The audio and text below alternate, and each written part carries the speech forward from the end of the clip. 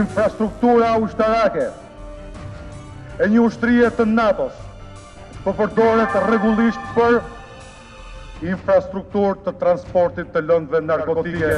Nuk ka asnjë provë dhe asnjë fakt. Zero.